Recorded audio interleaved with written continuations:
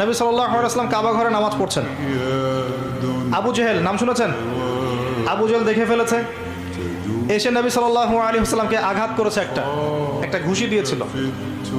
আল্লাহ রাসূল সাল্লাল্লাহু আলাইহি ওয়াসাল্লাম কিচ্ছু বলেন নাই। এই দৃশ্যটা দেখেছেন একজন দাসী, দেখে হামজা রাদিয়াল্লাহু আনহু স্বীকার করে ফিরছিলেন। তিনি কিন্তু তখন ইসলাম কবুল করেন নাই, নবীর চাচা, আপন চাচা। হামজা রাদিয়াল্লাহু আনহু আসছেন, তাকে বলছে ইয়া আবু আমারা, ইয়া আবা আমারা, হে হামজা, তার উপনাম ছিল এটা। তুমি যদি দেখতে কিভাবে আবুল হাকাম ইবনে হিশাম মানে আবু জেহেল তোমার ভাতিজাকে গালি দিয়েছে, আঘাত করেছে। হামজা রাদিয়াল্লাহু আনহু বললেন আওয়া ফাআলা হাদা, সত্যি কি সেই কাজটা করেছে? তখন এই দাসী বলছেন ই ওয়া রব্বি, আল্লাহর কসম সত্যিই কাজটা করেছে। তখন তিনি ঘোড়া ছুটিয়ে কাবা ঘরে গেলেন, গিয়ে দেখলেন আবু জেহেল দাঁড়িয়ে আছে সবার সামনে, কাবা ঘরে সবার সামনে আবু জেহেলের কলার ধরে তাকে প্রচণ্ড জোরে একটা ঘুষি দিয়ে বললেন যে আতাশতুমুনি ওয়া আনা আলা দীনিহি, তুমি কি আমাকে আঘাত করবে? আমি নিজে তার দিনের উপরে আছি। আকুলু মা ইয়াকুল, ও যা বলে, আমার ভাতিজা যা বলে আমিও তাই বলি। রুদ্দাহা ইন ইসতাতা'তা, তোমার যদি ক্ষমতা থাকে এই ঘুষি ফিরিয়ে দিয়ে দেখাও। কে বলেন এই কথা? হামজা রাদিয়াল্লাহু আনহু। এবং ওখানে সাক্ষ্য দিচ্ছেন যে আনা আলা দীনিহি ওয়া শাহিদতু আল্লা ইলাহা ইল্লাল্লাহ ওয়া আন্না মুহাম্মাদান রাসূলুল্লাহ। তোমার যা ইচ্ছা এখন করো। কারো বুকের কলিজা ছিল না, ওখানে হামজা রাদিয়াল্লাহু আনহুকে একটা আঘাত করে দেখায়। এবার তিনি চলে গেলেন দারুল আরকামে, যেখানে নবী সাল্লাল্লাহু আলাইহি ওয়াসাল্লাম তখন ছিলেন। সেখানে গিয়ে বলছেন ইয়া ইবনে আখি, হে আমার ভাতিজা, কুনতু আনসুরুকা লিল হামিয়া, আমি এর আগ পর্যন্ত তোমাকে আত্মীয়তার সম্পর্কের কারণে সাহায্য করেছি। আলান, আজকে থেকে আনসুরুকা লিল ইসলাম, আমি তোমাকে ইসলামের জন্য সাহায্য করব। ওয়া আশহাদু আল্লা ইলাহা ইল্লাল্লাহ ওয়া আন্নাকা রাসূলুল্লাহ। এরপরে ইসলাম শক্তিশালী হচ্ছে। এই দৃশ্যটা দেখেছে ওমর রাদিয়াল্লাহু আনহু। দেখে তিনি বাসায় গিয়ে চিন্তা করছেন, তিনি কিন্তু একটা গোত্রের নেতা, চিন্তা করছেন যে সমস্ত সমস্যার গোড়া মনে হয় মুহাম্মদ, নাউযুবিল্লাহ। যদি তাকে আমি হত্যা করে ফেলি এবং হত্যা করে আমি আমাকে এই বনু হাশেমের কাছে সোপর্দ করি, তাহলে সব সমস্যার সমাধান। এভাবে তিনি কোষমুক্ত তরোয়াল নিয়ে বের হলেন। আপনারা জানেন ঘটনা। বের হলেন তাকে হত্যা করতে। পথে শুনলেন তার বোন এবং ভগ্নিপতি ইসলাম কবুল করেছে।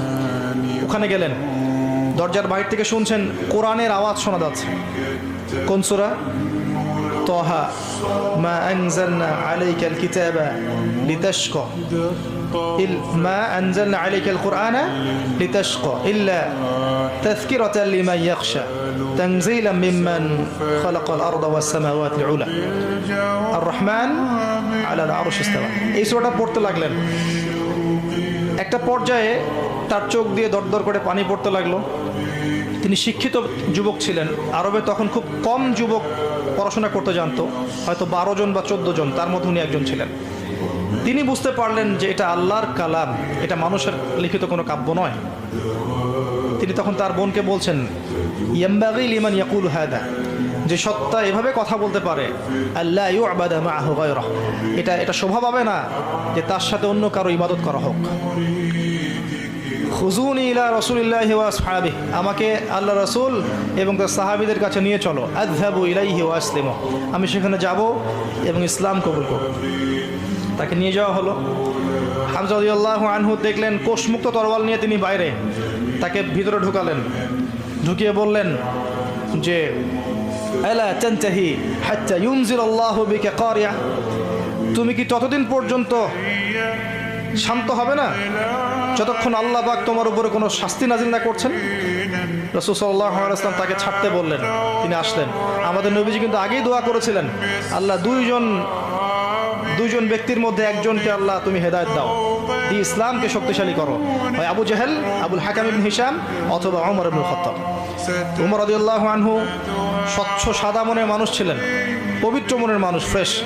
সত্য হলো সত্য, মিথ্যা হলো মিথ্যা, কোনো টালবাহানা নাই। আল্লাহ পাক তাকে কবুল করলেন। তিনি নবী সাল্লাল্লাহু আলাইহি ওয়াসাল্লামের সামনে দাঁড়িয়ে বললেন ইয়া রাসূলুল্লাহ, হে আল্লাহর রাসূল সাল্লাল্লাহু আলাইহি ওয়াসাল্লাম, জিতুকা উমিনু বিল্লাহি ওয়া রাসূলিহি, আমি আল্লাহ এবং তার রাসূলের প্রতি ঈমানদার হয়ে এখানে এসেছি। ওয়া বিমা জি'তা বিহি মিন ইনদিল্লাহ, এবং আপনি আল্লাহর পক্ষ থেকে যা নিয়ে এসেছেন তার প্রতি ঈমানদার হয়ে এখানে এসেছি। আশহাদু আল্লা ইলাহা ইল্লাল্লাহ ওয়া আন্নাকা রাসূলুল্লাহ, আমি সাক্ষ্য দিচ্ছি আল্লাহ ছাড়া কোনো মাবুদ নেই এবং আপনি আল্লাহর রাসূল।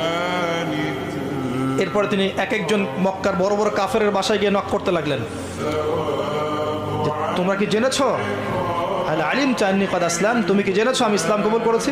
আবু জহেলের বাসা একবার, উতবার বাসা একবার, সাইবাইদের বাসা একবার, ওয়ালিদ বিন মুগিরার বাসা একবার, সবার বাসা একবার করে গিয়ে বলছেন, শুনেছো আমি ইসলাম কবুল করেছি? সবার মুখে তখন ভয়ে, ওমর ইসলাম কবুল করলে তো সমস্যা। কাবা ঘরের সবার সামনে দাঁড়িয়ে ডাকছেন, ইয়া আইয়ুহান নাস ই'লামু আন্নী কাদ আসলামতু, হে মানব জাতি জেনে রাখো আমি ইসলাম কবুল করেছি। ওয়া কাদ শাহিদতু আল্লা ইলাহা ইল্লাল্লাহ ওয়া আন্না মুহাম্মাদান আবদুহু ওয়া রাসূলুহু।